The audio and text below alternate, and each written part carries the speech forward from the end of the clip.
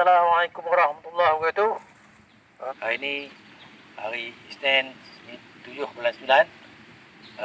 Alhamdulillah kita ada satu program untuk melihat bagaimana kita nak pruning pokok durian yang berumur setahun setengah, setahun 6 bulan.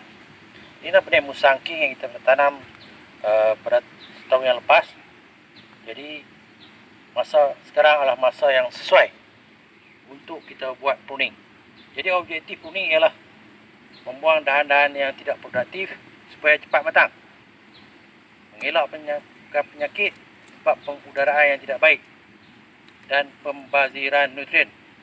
Tuan-tuan kena ingat bahawa 3-4 perkara yang saya sebutkan di sini adalah penting untuk kita pruning pokok-pokok kita atau pangkas pokok-pokok kita tu. Jadi tuan-tuan perlukan persediaan barang. Yang paling utama ialah gunting lah. Tuan-tuan jangan guna pisau biasa, gunting ataupun sketches. Jadi gunting ni amat perlu sebab kita akan potong ranting-ranting yang tidak produktif itu. Waktu pangkasan ialah pada umur 1,5 tahun. Mengapa dia perlu pada 1,5 tahun? Disebabkan kita memberi peluang pada pokok-pokok supaya membesar, dan kita akan kenalkan, kita akan dapat kenal ranting-ranting yang membesar yang produktif. Selepas pada tu baru kita pangkas dia yang tak produktif dan tidak produktif.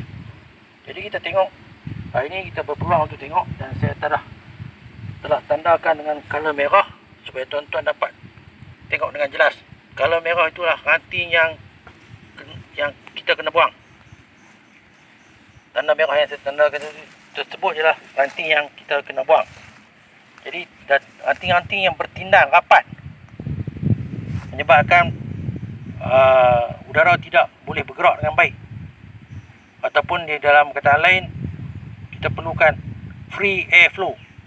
Jadi pangkasan kita yang kita buat itu akan menyebabkan udara bergerak dengan baik, terusnya mengeringkan bahagian-bahagian batang kulit dahan yang berada di situ, dan akan mengelakkan fungus tidak membiak.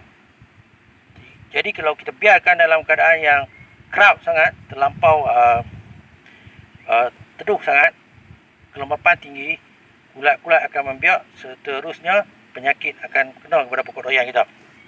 Yang keduanya, kita membiarkan banyak sangat tunas-tunas ni, dia akan menyebabkan pengambilan nutrien yang lebih, pembaziran, pokok gagal membesar. Oleh itu kita kena buang ranting-ranting yang tak diperlukan. Saya akan mulakan buang, tuan-tuan perhati elok, saya akan mulakan buang, terutama sekali dahan yang bertindan. Mula-mula saya mulakan yang di bawah ni, oleh kerana pokok ni dari pangkal bawah ke bahagian ni tidak ada ranting. Jadi di bawah ni kita akan biarkan, kalau dia ada ranting dalam ruang 1 kaki ke 1,5 kaki, kita akan buang. Jadi di sini tidak ada ranting ni, jadi kita biarkan macam ni. Okey, kita mulakan yang bertindan.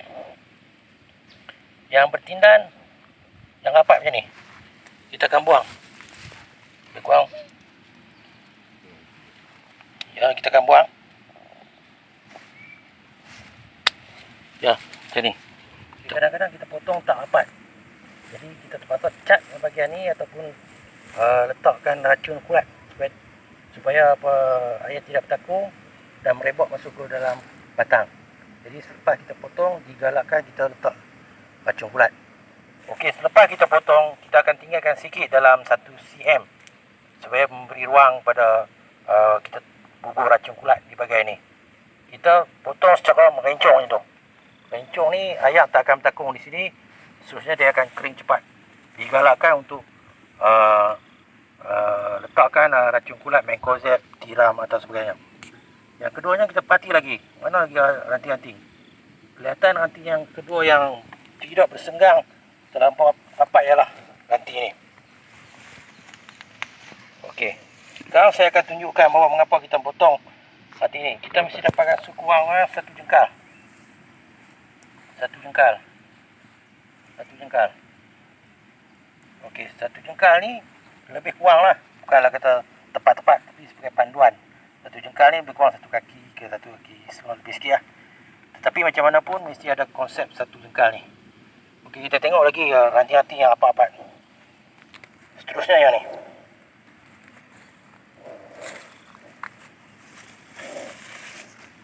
Okey, di sana tuan-tuan tengok ke pokok ada satu batang buluh yang saya letak sana. Awal tadi kita akan tengok buluh tu tak nampak. Kali ni bila saya dah buang ranting-ranting ni, ranting yang seterusnya saya akan buang lagi supaya tidak terlampau padat. Tuan-tuan akan nampak ranting buluh, batang buluh yang saya pacak di sana. Jadi kita akan tumpukan kepada 2 kaki dulu. Kemudian tahun depan kita akan ambil lagi 2 kaki. Jadi pendek kata, kita mengambil kaedah pruning secara berperingkat. Jadi tuan-tuan tengok sekarang batang buluh yang ada belakang tu, dia akan nampak sana. Jadi seterusnya ialah program lepas kita dah pruning siap ni, kita akan dapat nampak beberapa udara yang baik. Dan selepas ni terus letakkan cat ataupun racun kulat. Okey, sekarang kaedah kita nak letakkan cat ikut bahagian-bahagian yang kita telah potong.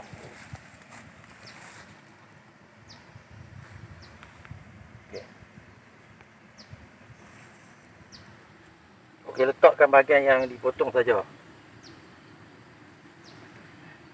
Digalakkan letak racun kulat ataupun cat sajalah. Okey, selesai kerja-kerja mengecat. Jadi kita tengok pula seterusnya. Ada juga dahan-dahan yang tuan-tuan boleh tengok dari sini, yang kurang nampaknya dia memberikan pengudaraan yang tidak baik. Tuan-tuan boleh potong lagi. Jadi dahan-dahan ni kalau kita tengok dia seolah-olah macam dah kalah daripada dahan besar. Jadi tuan-tuan boleh buang juga dahan-dahan ni. Dan sekarang kita dah nampak solid dahan-dahan yang mendapat pengudaraan yang baik, pencahayaan yang baik, dan dia akan menghasilkan tumbuh sarang yang baik. Sebenarnya pokok-pokok ni akan dijangka matang lebih awal di pokok yang tak pruning dengan pruning. So hari ni kita dah buat pruning. Saya minta siapa-siapa yang tak faham boleh tanya soalan-soalan yang berkaitan dengan pruning. Silakan. Assalamualaikum warahmatullahi wabarakatuh. Saya Muhammad Rizal Yaakob, pelajar Tauhid Ijazah Sarjana Muda Sains Pertanian dari Universiti Kolej Agro Sains Malaysia. Saya ada 2 soalan kepada tuan. Soalan pertama saya, apakah jenis penyakit yang disebabkan kita tak melakukan pruning? Soalan saya yang kedua, bagaimana kalau kita tersilap memilih dahan semasa pruning? Okey, 2 soalan yang bagus. Satu soalan ni, apakah penyakit yang disebabkan oleh kerja-kerja pruning tak buat? Penyakit yang disebabkan kerja-kerja pruning kita tak buat ialah penyakit yang bersangkut dengan fungus, terutamanya Phytophthora palmivora. Dia akan tunjuk sistem luruh daun 20%, 30%, kemudian 100% luruh daun dan pokok akan mati. Jadi bila kita buang daun yang tidak produktif itu, dia akan menyebabkan kawasan ini kering dan tidak menggalakkan fungus untuk membiak. Itu yang soalan yang kedua. Bagaimana kalau tersilap pilih pruning? Kalau tersilap pruning, lalu orang takut nak pruning sampai tak berani buat. Kesilapan pruning ni biasa berlaku pada terutamanya sebelah pagi awal. Jadi tuan-tuan boleh study tengok dalam YouTube, boleh study tengok dalam jurnal-jurnal macam mana kaedah pruning. Tandakan dulu seperti yang saya tandakan tadi. Dan jika kesilapan berlaku, tuan-tuan jangan bimbang.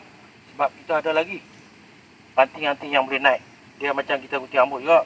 Kalau kita buat fashion silap ke sikit, rambut kita tu akan tumbuh balik. Tuan-tuan jangan bimbang. Yang penting tuan-tuan naklah lakukan pruning pada umur pokok setahun ke setahun setengah. Kerana takut silap tak berani buat langsung, tu tak bagus lah. Okey, ada lagi soalan? Saya Muhammad Aidil Kuamil Kamarudin, Diploma Pengurusan Radang daripada UiTM Perlis.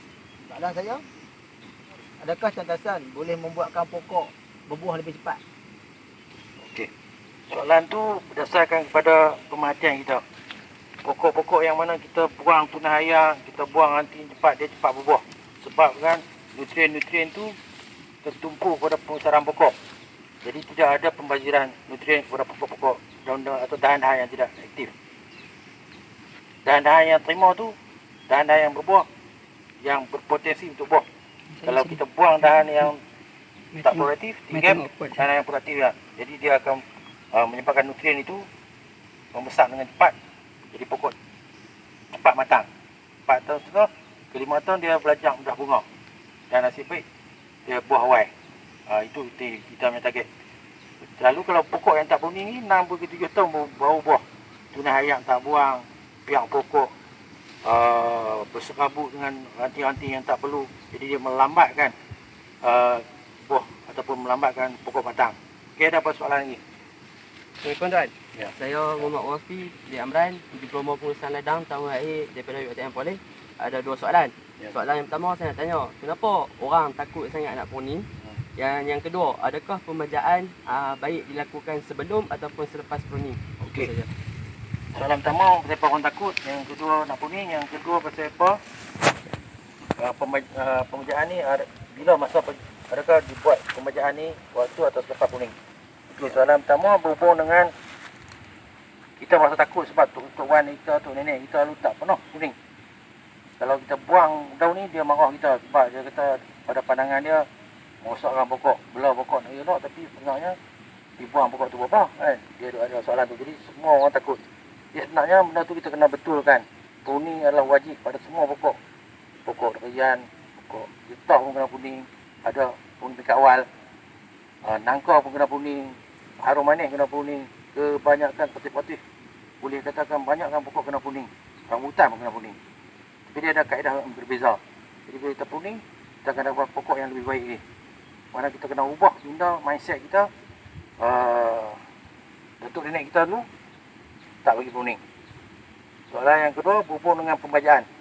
Pembajaan ni elok dilakukan selepas pruning. Lepas kita dah buang dahan-dahan tidak produktif tu, baru kita masuk baja. Sebab dahan-dahan tu dia dah makan baja, rugi lah. Jadi kita elokkan buang-buang dahan-dahan yang tak produktif tu. So pada hari ni kita tengok sekali lagi ulang kaji kita. Dahan-dahan ni mesti berada dalam satu jengkal ke kurang. Ini yang penting, poin yang saya nak abang. Satu jengkal. Sini 1 kaki setengah. Yang lain-lain yang kecil-kecil tu tuan-tuan buang supaya dapat udara yang baik. Itu yang penting sekali dalam konsep pruning ni. So program kita hari ni saya harap tuan-tuan dapat sebarkan kepada orang ramai supaya dapat maklumat ni, info ni yang tepat. Jadi bila kita dapat info yang tepat, kita tanam durian dengan cantik dan kita industri durian kita akan tambah maju di Malaysia. Sekian, wassalamualaikum warahmatullahi wabarakatuh.